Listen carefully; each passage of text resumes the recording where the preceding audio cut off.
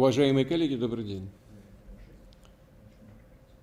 Вы знаете, что вчера председатель Следственного комитета России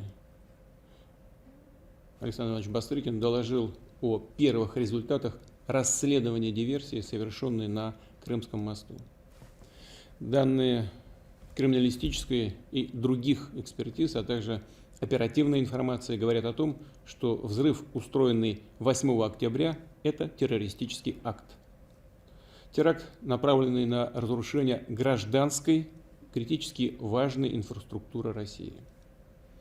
Очевидно также, что заказчики, организаторы, исполнители теракта – это украинские спецслужбы. Киевский режим уже давно использует террористические методы. Это убийство общественных деятелей, журналистов, ученых, причем как на Украине, так и в России. Это террористические обстрелы городов Донбасса, которые длятся уже более 8 лет.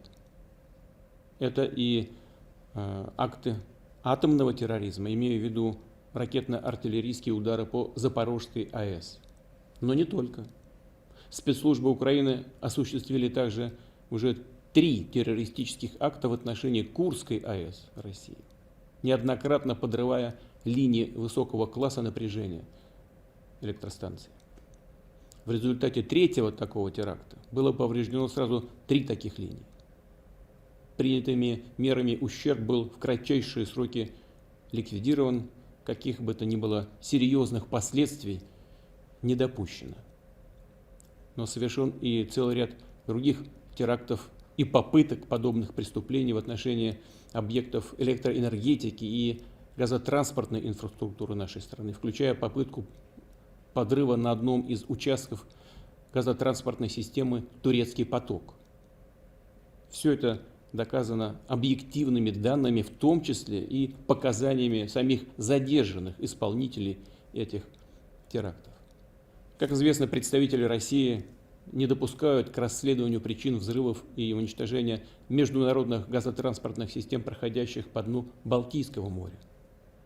Но всем нам хорошо известен конечный бенефициар этого преступления.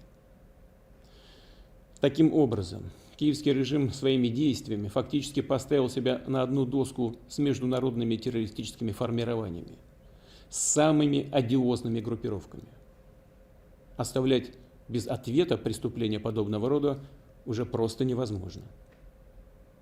Сегодня утром по предложению Министерства обороны и по плану Генерального штаба России нанесен массированный удар высокоточным оружием большой дальности воздушного, морского и наземного базирования по объектам энергетики, военного управления и связи Украины.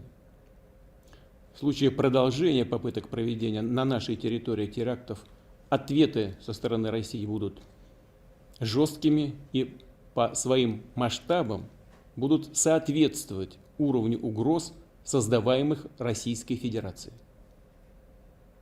Ни у кого не должно быть никаких в этом сомнений. Прошу министра обороны доложить о результатах.